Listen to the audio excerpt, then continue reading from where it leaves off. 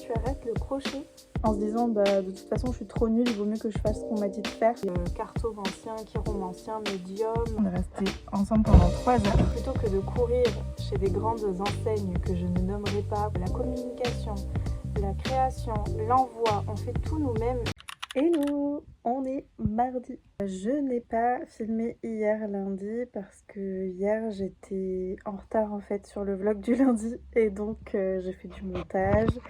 Et voilà, donc je n'ai rien filmé hier. J'avais envie de te parler d'un truc, alors c'est plus adressé aux créatrices parce que là c'est hyper précis ce que je vais dire. Mais finalement ça s'applique à la vie de tous les jours aussi. Quelqu'un nous donne un avis, un conseil. Avant de prendre en compte cet avis ou ce conseil, je pense qu'il faut analyser aussi la personne. Je me suis rendu compte de quelque chose. C'est pas la première fois. Récemment, il y a quelqu'un qui m'a demandé conseil pour des trucs parce qu'elle savait que j'avais les compétences pour répondre, donc pas de souci, je l'ai aidée. Et puis en fait, je me suis rendu compte que cette personne, elle était tellement complexée par sa situation. En fait, elle avait toujours besoin de se comparer aux autres et de savoir où en étaient les autres par rapport à elle. Et donc, même si elle m'a demandé conseil, je sentais qu'elle avait besoin de se comparer à moi et qu'elle avait besoin de me faire sentir que j'étais moins bien qu'elle. Et alors que moi, j'ai pas besoin de ça en fait, je m'en fiche. Enfin, c'est pas quelque chose que je veux faire. Je me suis déjà beaucoup trop comparée aux autres avant et je pense que tu avais vu passer déjà, si tu es abonné à mon compte depuis un petit moment, j'avais fait des posts sur ce sujet justement où je disais que ouais, moi aussi j'ai envié d'autres filles. J'ai eu le sentiment de pas être assez bien. Et sauf qu'en fait, ça ne fait que générer des mauvaises pensées. Quand on n'est pas dans la positivité, en fait, ça sert à rien parce que c'est pas ça qui va nous faire avancer. Et donc, j'ai bien senti que cette personne avait besoin de se comparer à moi, avait besoin absolument de me faire ressentir que j'étais moins bien, qu'elle elle avait de meilleurs conseils à me donner que les miens. Sauf que moi, j'ai rien demandé, c'est elle qui est venue me demander conseil. Et, et là, elle m'a dit direct que je devais faire ça, faire une chose en particulier pour mon entreprise. Et moi, je lui ai expliqué que j'avais mon propre parcours et que mon propre parcours m'avait fait réaliser que je n'avais pas besoin de faire ça et que même normalement, il n'y avait pas besoin de le faire pour pouvoir réussir dans un parcours professionnel. Et là, elle a mal pris en fait sur le moment et elle m'a dit que elle suivait tellement de personnes qui avaient réussi dans la vie que elle savait que ce qu'elle disait c'était bon quoi. Voilà. Alors, moi, je pense que ce qui est important dans une situation pareille, c'est que... alors, sur le moment, ça m'a vexée, hein, c'est pour ça que j'en parle. Sinon, j'en parlerai pas, sinon je serais passée à autre chose direct. Mais en fait, ça m'a fait beaucoup réfléchir. Et j'ai pas réagi, évidemment, comme j'aurais réagi auparavant. J'ai plutôt réagi par de la réflexion. Je me suis dit, tiens, pourquoi cette situation se déroule de cette manière? Pourquoi cette personne me parle comme ça? Pourquoi moi, je réagis comme ça dans ma tête? Parce qu'après sinon j'ai pas réagi en face d'elle, j'ai pas réagi, j'ai fait je suis vite passée à autre chose. En gros, j'ai dit qu'on avait toutes les deux raison selon notre expérience. Mais bref, je sais plus ce que je voulais dire. Ah oui, ça y est, je me souviens ce que je voulais dire.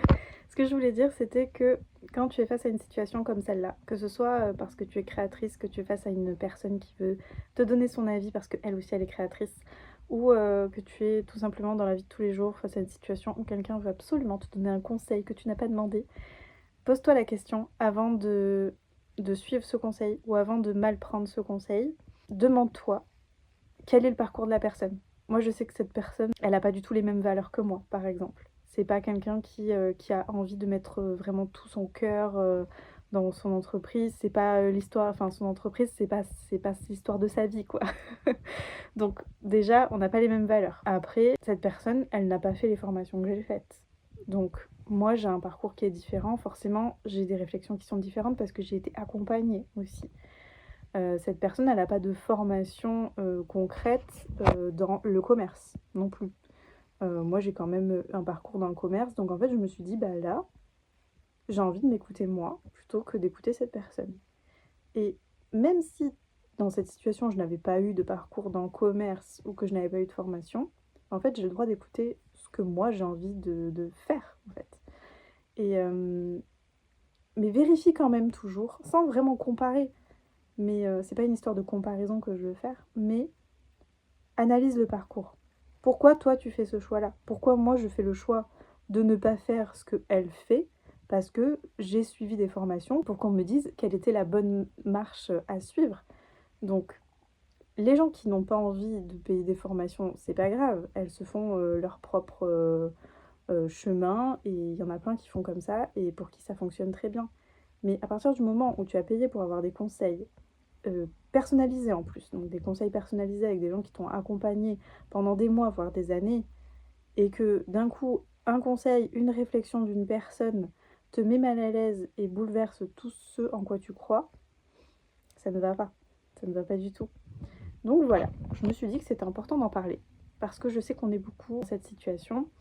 Et c'est pas normal de se laisser influencer par de mauvaises intentions. Parce que là, clairement, c'était une mauvaise intention. C'était quelqu'un qui, comme je le disais, avait absolument besoin de se comparer à moi. Et à partir du moment où elle avait besoin d'une information de ma part, mais une fois qu'elle a eu l'information, je pense qu'elle s'est sentie un peu vexée de ma réponse. Peut-être qu'elle pensait pas que j'allais réussir à lui donner un maximum d'informations. Donc, je pense que ça l'a mise mal à l'aise. Elle a eu besoin de me rabaisser. Ce qui est pas très cool parce que je pense qu'on devrait plutôt se serrer les coudes entre créateurs et créatrices. Mais bon, c'est pas grave. Mais attention. Attention, quand quelqu'un te donne un conseil, il y a plusieurs possibilités. Soit c'est un conseil que la personne n'applique pas elle-même, donc attention. Soit c'est un conseil qu'elle te donne parce qu'elle a envie que ça ne fonctionne pas pour toi.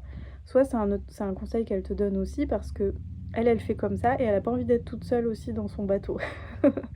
Donc, ouais, fais attention à ça quand même.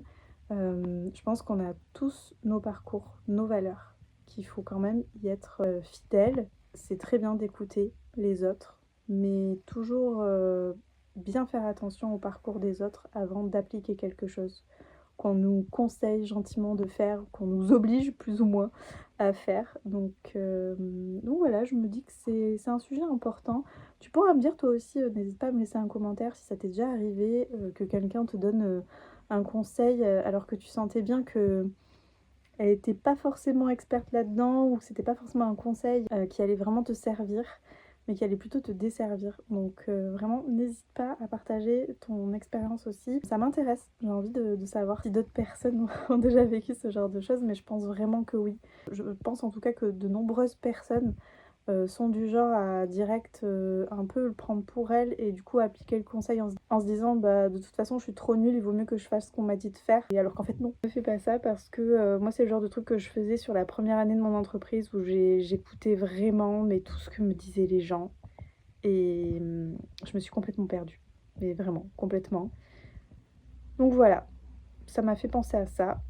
Récemment, j'ai eu à nouveau ce type de conversation avec une créatrice et je pense qu'il faut faire attention à ce genre de conversation, surtout quand ce sont des personnes dont on n'est pas proche, pas spécialement proche, avec qui on n'a pas forcément d'atomes crochus en plus. Voilà. Et j'ai aussi un super truc à te dire parce que je t'en ai pas parlé. J'en ai parlé très très rapidement dans mon carrousel d'aujourd'hui que j'ai publié sur Instagram. Tu sais que je me suis inscrite dans une salle de sport. Je suis allée au premier cours et ça s'est super bien passé. Alors c'était pas un cours vraiment en fait, je suis allée dans la salle muscu. Et voyant qu'on bataillait un petit peu, mon mari et moi, à savoir quelle machine utiliser, un coach s'est approché de nous et nous a proposé de nous aider. Et en fait ça s'est super bien passé.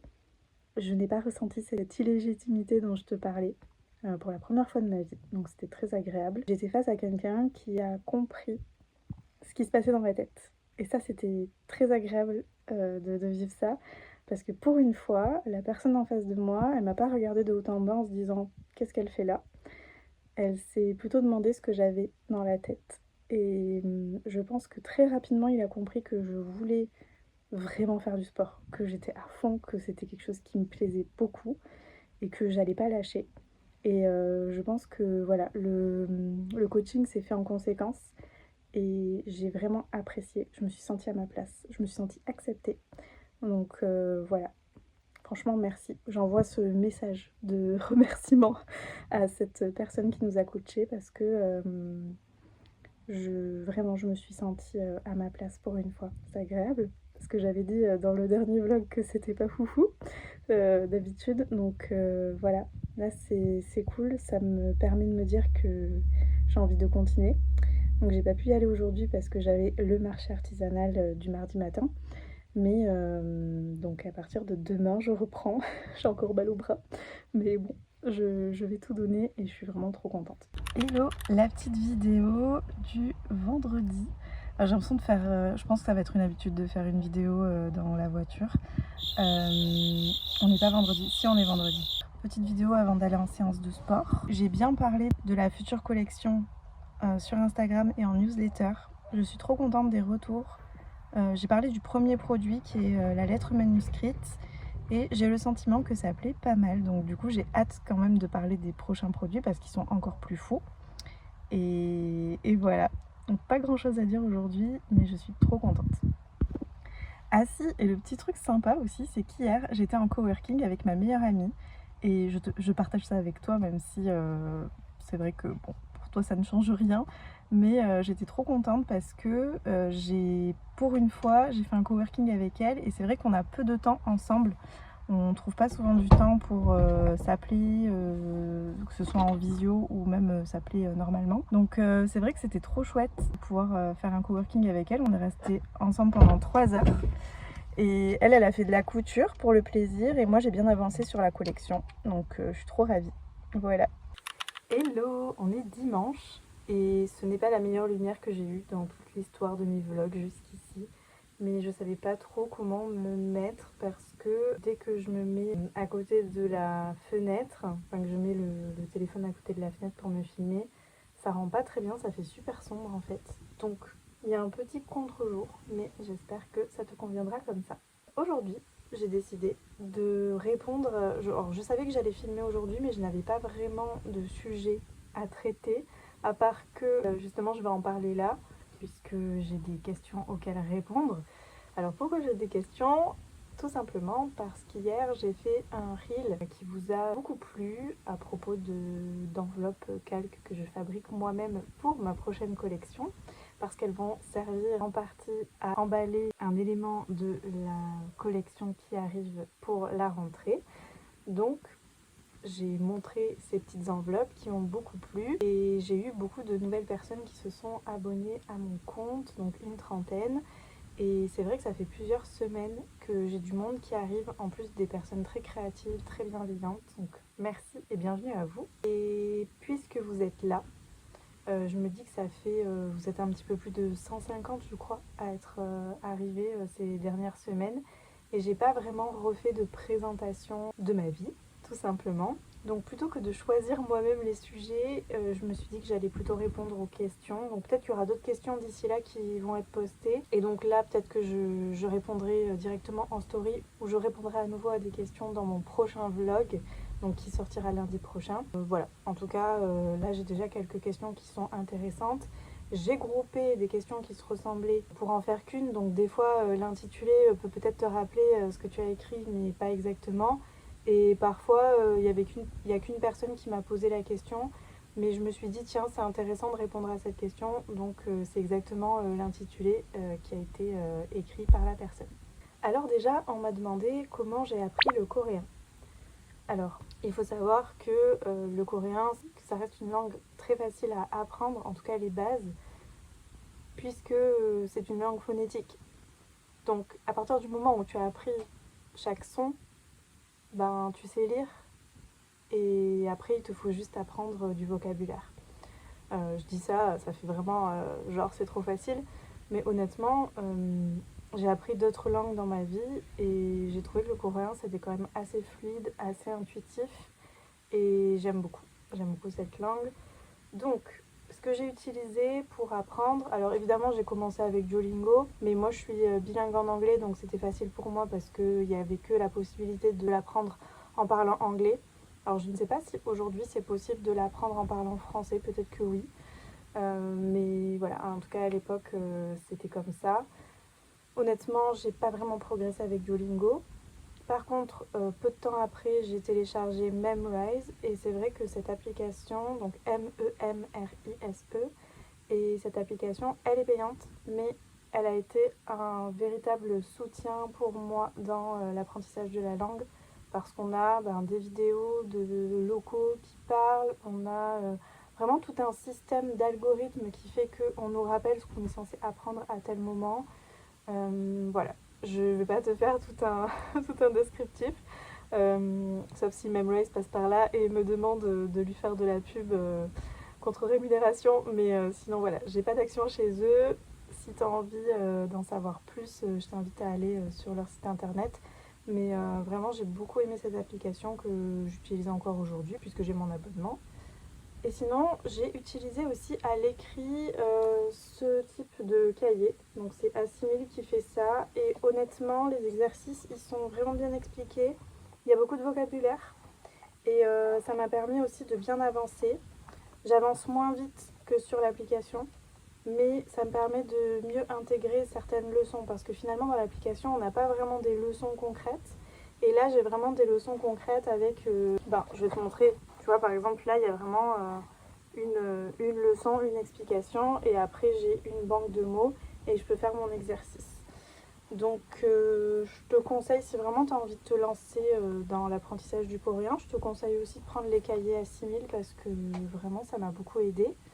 Et après, j'ai la chance d'avoir une amie coréenne, donc je parle pas beaucoup avec elle.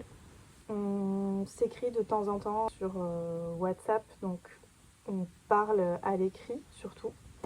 Et j'ai eu la chance d'avoir de sa part les anciens cahiers de ses enfants. Et c'est vrai que même si c'est pas ce qui m'aide le plus à apprendre, ça m'a quand même aidé pour... ça m'a rassurée sur certaines choses. Je me disais, oh ça je sais, donc ça c'était cool. Et il y a aussi les entraînements à l'écriture qui sont vraiment pas mal parce que finalement, l'écriture, même si les signes sont quand même simples à écrire, je me dis que des fois, j'arrive pas forcément à les caler au bon endroit pour que tout soit bien droit. Voilà. Donc c'est vrai que ça m'a aidé aussi pour ça.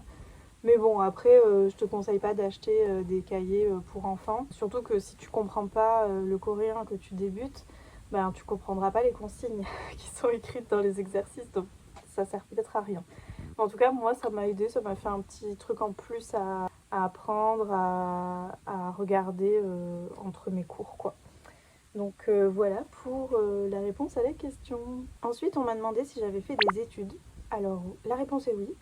J'en parle notamment en newsletter, donc ça va peut-être être redondant pour certaines personnes qui regardent ce vlog. J'en parle en newsletter et j'en ai déjà un petit peu parlé sur Instagram, je pense. J'ai un master donc en poétique et histoire littéraire. Donc c'est de la littérature comparée. Donc tout simplement, ça a l'air compliqué comme ça, mais j'ai fait des comparaisons entre différentes œuvres et ça m'a beaucoup plu. J'ai vraiment beaucoup aimé ces études-là. Je me suis spécialisée en mythologie gréco-romaine et sur la réception des mythes gréco-romains de l'Antiquité à nos jours dans la littérature, le cinéma, enfin l'art en général aussi, quoi. Voilà. Alors, non, ça n'a pas l'air de me servir pour ce travail. Ça n'a pas l'air d'être un parcours typique pour ce métier que j'exerce aujourd'hui. Mais finalement, ça m'a quand même beaucoup aidée, déjà pour m'exprimer, pour écrire, pour organiser mes pensées, pour être aussi assez assidue. Et je suis aussi beaucoup dans le détail. Tu le verras par rapport à la prochaine question. Tu comprendras que je suis quand même quelqu'un qui est dans le détail. Je me dis que ça m'a quand même servi. J'ai eu des réflexions de proches qui m'ont dit ah bah super. Alors déjà on m'a dit la même personne m'a dit pourquoi tu fais des études au lieu d'être dans la vie active. Et une fois que j'ai fait mes études, elle m'a dit et que je me suis mise à faire ce métier-là, elle m'a dit ah bah ça servait à rien de faire des études. Et finalement elle s'est mise à faire des études sur le tard. Donc ça m'a fait rire parce que en général les gens qui nous critiquent, qui ont quelque chose de méchant à dire, ce sont des personnes qui sont mal à l'aise avec ce qu'on fait parce qu'elles se sentent pas de le faire.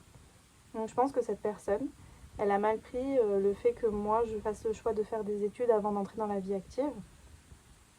Et parce qu'elle, elle avait vraiment envie d'en faire, je pense. Et voilà. Et une fois qu'elle a fait des études, elle avait besoin de se faire mousser par tout le monde. Donc ça m'a vraiment fait rire parce que je me suis dit, en fait, sur le moment, je l'ai trop mal pris. Alors que c'était juste quelqu'un qui se sentait mal de voir que moi, j'apprenais, je me réalisais et que elle faisait pas quelque chose qui lui faisait plaisir.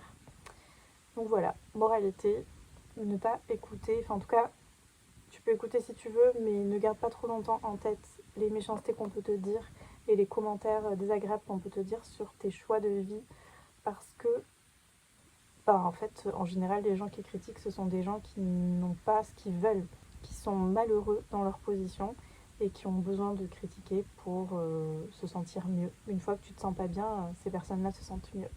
Donc, attention. On m'a aussi demandé si j'avais des conseils pour celles qui veulent entreprendre. Donc j'ai commencé à répondre en story parce que j'avais quand même pas mal de choses à dire. Qu'est-ce que je peux te dire Je vais peut-être reprendre ce que j'avais dit en story parce que certaines personnes n'ont pas vu ma réponse. Mais déjà, ce que je pense très important quand on veut devenir entrepreneur, c'est qu'il faut qu'on prenne en compte la globalité du métier, c'est-à-dire que c'est trop bien de devenir créatrice. C'est trop bien de faire quelque chose qu'on aime, de pouvoir y mettre tout son cœur, de ne pas avoir de patron, d'être son propre patron, je veux dire. Mais il y a toute la partie administrative qui peut être très anxiogène. Moi, c'est vraiment quelque chose qui est très difficile pour moi et je sais qu'on est plein de personnes à ressentir ça, cette sorte de phobie administrative. Et donc, ce que je te conseille, c'est pas pour critiquer les personnes qui le font pas, mais c'est qu'en fait, si tu le fais pas, ça va te prendre la tête tout le temps et tu vas tout le temps être mal. Déjà que chaque mois, c'est un peu le stress de se dire oh, faut que je déclare l'URSSAF, il faut que je fasse ci, il faut que je fasse ça, les factures. Déjà, ça, c'est stressant quand on a une phobie administrative. Et si en plus, tu as tous les trucs à côté que tu ne respectes pas, bah en fait, tu vas tout le temps avoir l'impression d'avoir une épée de Damoclès au-dessus de ta tête et tu vas te dire mais quand est-ce que ça va me tomber dessus, quoi. Donc, mon meilleur conseil, je pense, c'est renseigne-toi bien sur tout ce que tu dois faire. Alors, il y a un super site, ils ont les réseaux sociaux aussi qui sont très actifs. Donc, c'est la Micro by Flow. Honnêtement, c'est vraiment super. Moi, ça m'a permis de bien savoir si j'étais aux normes sur plein de choses. Et si t'es pas aux normes, c'est pas grave, bah, tu rectifies en fait. Ça peut arriver de ne pas faire quelque chose correctement, il te suffit juste de rectifier. Donc ne panique pas trop, mais je pense que c'est important de savoir, parce que souvent on fait l'autruche, on se dit non mais je veux pas savoir s'il me manque un papier, s'il me manque un truc obligatoire, ou voilà, parce que sinon ça va trop me stresser. Mais en fait fais-le parce que personne ne te jettera la pierre si tu veux te mettre aux normes, ok? Donc vraiment ne panique pas.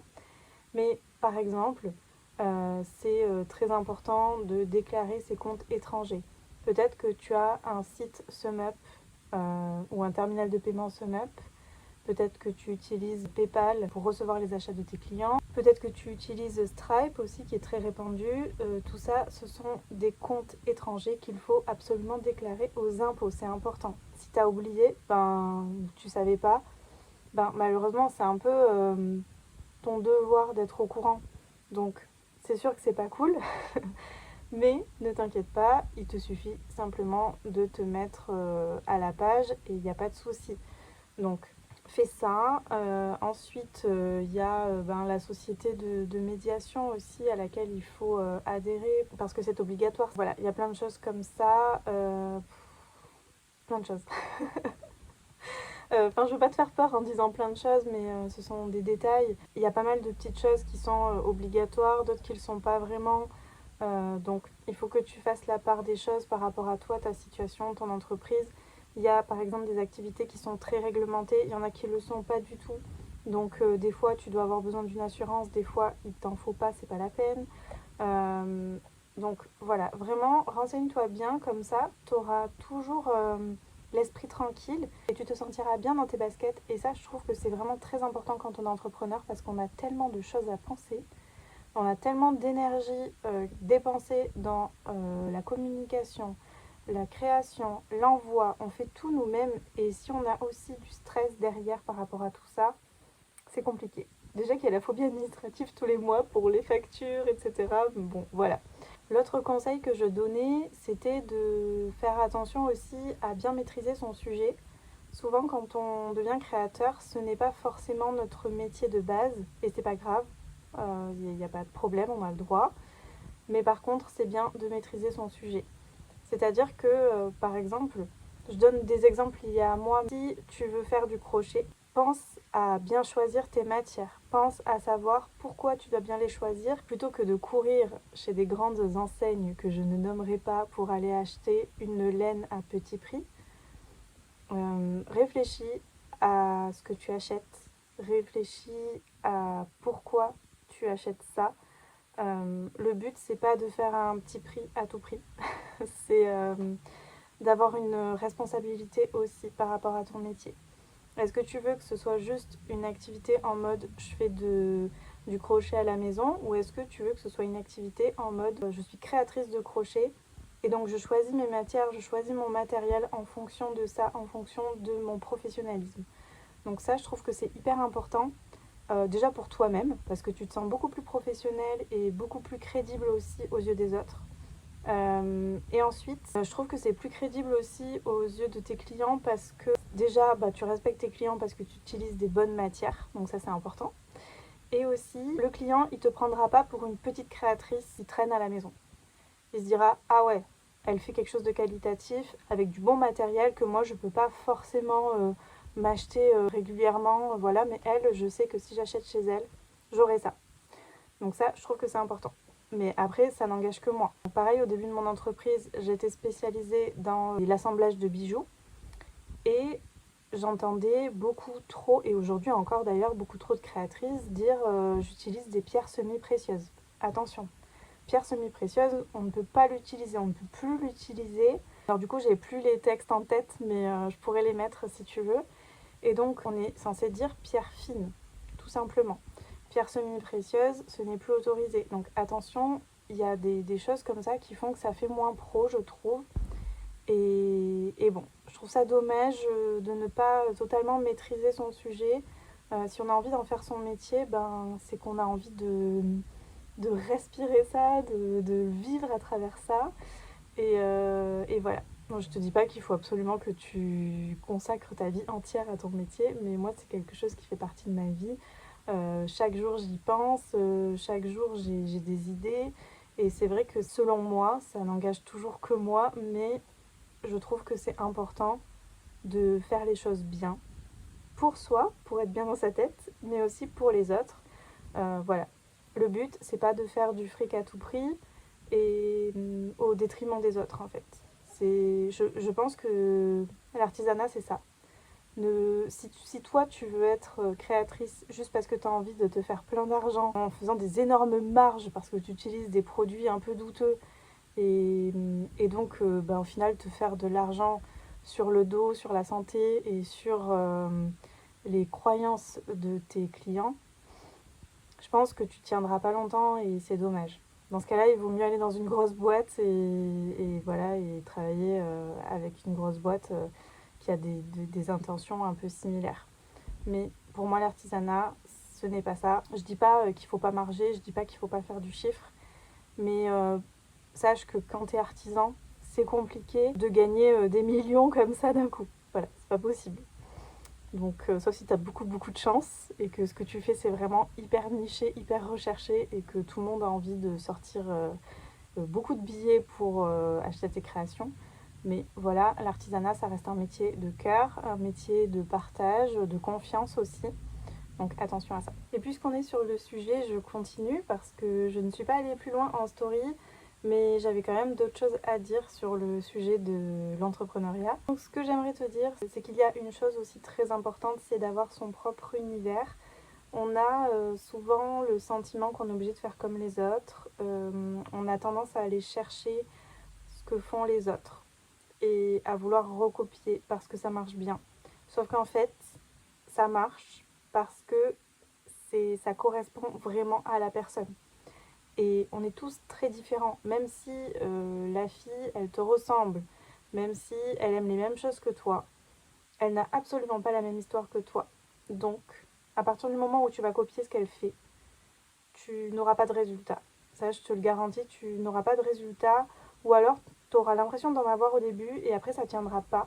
Parce que tu seras tout le temps obligé d'aller piocher chez elle pour t'en sortir et ça va vite se remarquer que ce n'est pas authentique. Si tu as le désir d'entreprendre, il faut absolument que tu crées un univers autour de toi, autour de ce que tu aimes. Il faut que ça te corresponde, il faut que ça te ressemble et c'est ça qui fera que tu pourras continuer sur la durée, que tu pourras vendre, que tu pourras en faire ton métier. Je te dis ça parce que moi aussi j'ai eu du mal à cerner mon univers, à comprendre exactement ce que je voulais faire.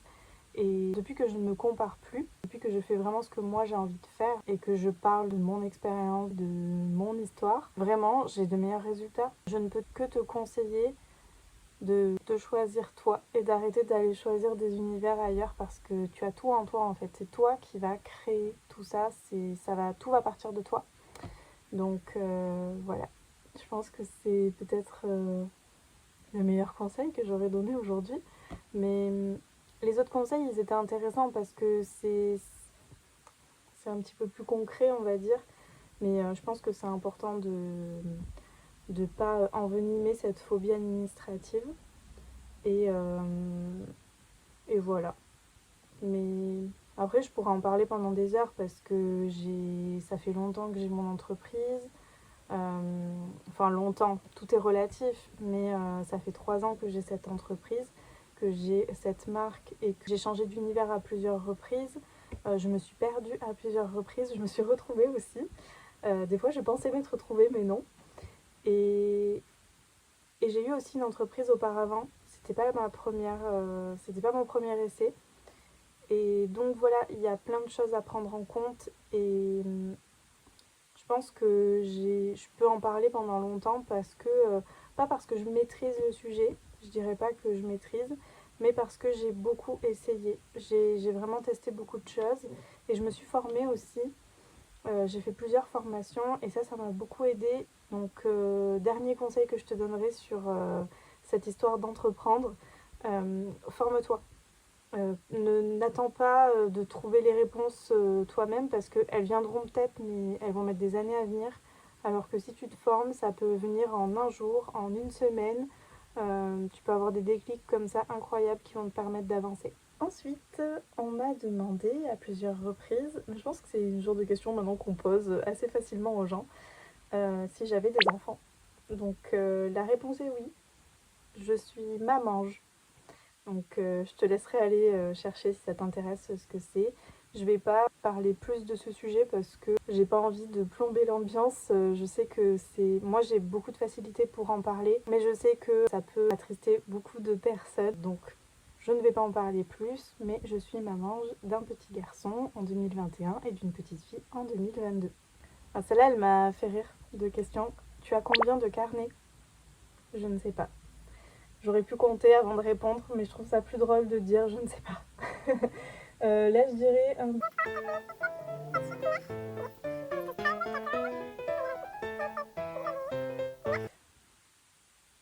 Alors là, visuellement, il y en a 19 sous mes yeux. Mais par contre, ce que je peux te dire, c'est que sur les 19, il y en a qu'un qui n'a rien à l'intérieur. Il n'y en a qu'un qui n'est pas commencé. C'est pas mal quand même. Alors, question très spécifique, pourquoi tu ne vends plus tes livres? J'ai vu que des gens n'avaient pas été cool, mais il y a les gentils aussi. Oui, c'est vrai.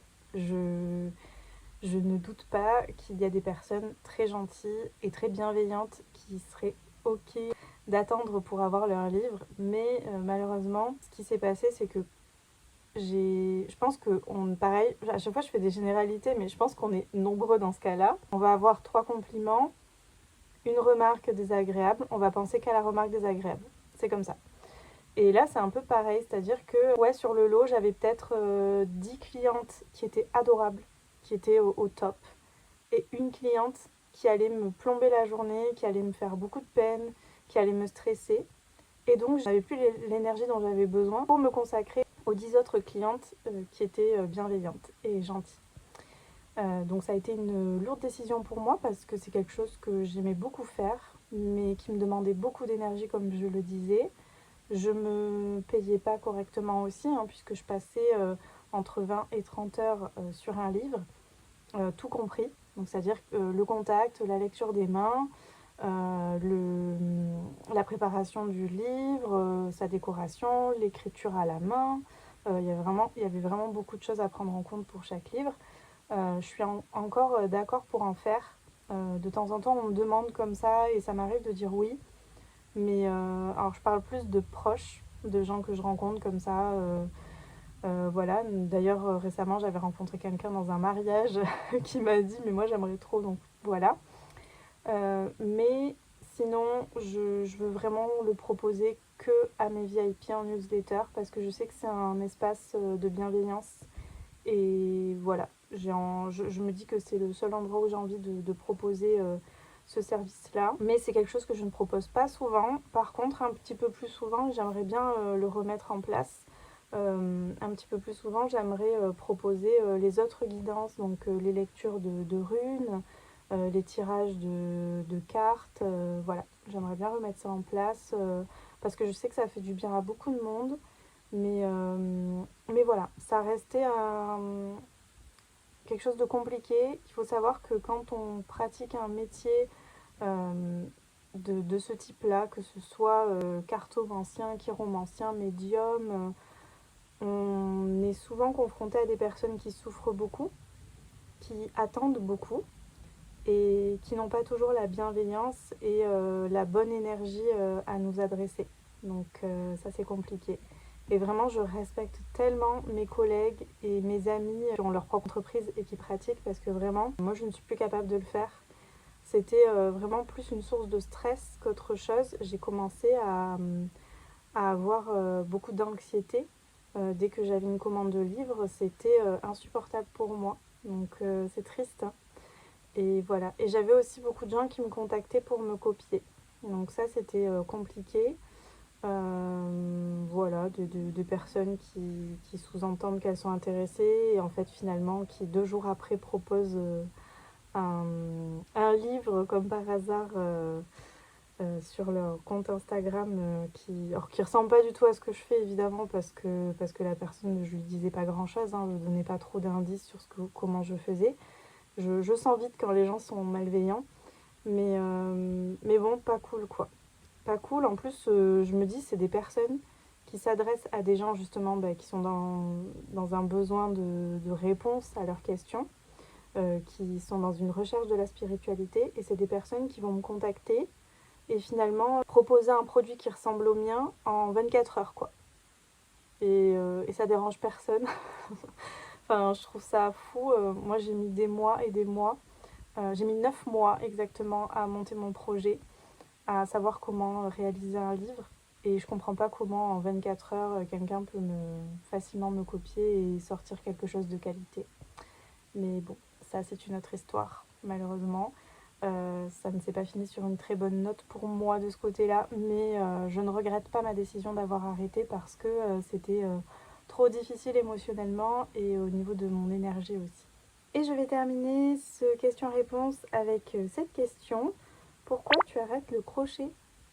Alors, ça m'a un peu surprise, mais peut-être que ça n'a pas été très clair, donc je vais tout réexpliquer. Je n'arrête pas le crochet, pas concrètement. C'est-à-dire que je n'ai plus envie de faire uniquement du crochet. Je pense que ça fait 1 an que je fais ça. Et j'ai fait le tour de ce que je voulais faire, de ce que je voulais proposer. J'ai tenté des kits crochet, finalement, même si ça me plaisait bien, je n'avais pas l'énergie pour faire, parce que je voulais absolument faire des vidéos tutoriels, et je n'avais pas l'énergie pour faire ces vidéos tutoriels. Donc j'ai décidé de ne pas le faire, surtout que kit crochet, en plus, c'était pas... c'est pas que c'était pas mon idée, mais c'est que ça ressemblait trop à ce que faisaient les autres. Tout le monde fait des kits maintenant.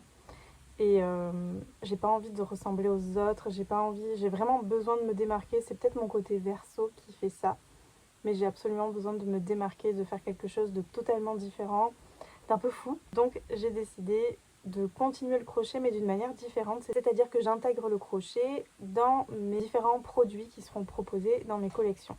Donc pour rappel, mes collections, donc à partir de la rentrée, enfin fin du mois, là je ne dis pas la date, mais ça arrive bientôt. Tu auras dans chaque collection 3 produits principaux.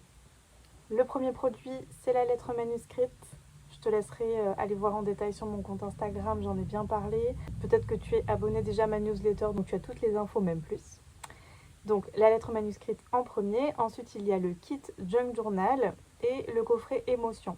Dans le kit Junk Journal et dans le coffret émotion, tu vas retrouver des créations au crochet. Donc il n'y aura pas que ça, mais il y en aura. Toutes les créations au crochet sont réalisées par mes soins, sont imaginées, donc c'est-à-dire que les modèles, ils sont créés par moi aussi, hein. Je n'utilise pas de tutoriel. Ça d'ailleurs, c'est important, j'aurais peut-être dû le dire aussi dans la partie conseils pour entreprendre, mais attention, il y a beaucoup de couturières et de crocheteuses, de tricoteuses qui prennent des modèles comme ça en tutoriel sur internet, sur YouTube. Mais il y a plein de modèles qui sont pas commercialisables en fait. Donc attention à ça. Il ne faut pas utiliser les modèles des autres. C'est interdit par la loi. Et il y a plein de modèles qui sont en vente pour... en fait, tu achètes une licence et ça te permet ensuite de toi commercialiser le produit. Mais tu peux aussi, comme moi, créer tes propres modèles. Voilà. Donc je te le dis là. Mais donc moi je fais moi-même mes modèles, je les imagine, je les teste, je les crée pour le coffret émotion et pour le kit Junk Journal. Et donc tu pourras retrouver par petites touches cet esprit crochet, mais il y aura aussi d'autres choses. Le but c'était en fait de venir réunir toutes mes passions. Donc on reste dans un univers très romantique, assez pétillant aussi. Et il y a beaucoup de poésie dans toute la partie écrite, dans la lettre manuscrite, dans les intentions que je mets aussi sur chaque objet que j'ajoute dans les coffrets, dans les kits. Et voilà, donc non, j'arrête pas le crochet, mais c'est simplement qu'il n'y aura pas que du crochet maintenant dans les produits que je proposerai. Bon, je crois que ce vlog va être assez long. Donc ce que je vais faire, c'est que je vais te laisser, te souhaiter une très belle semaine et puis je te dis à lundi prochain. Ciao ciao!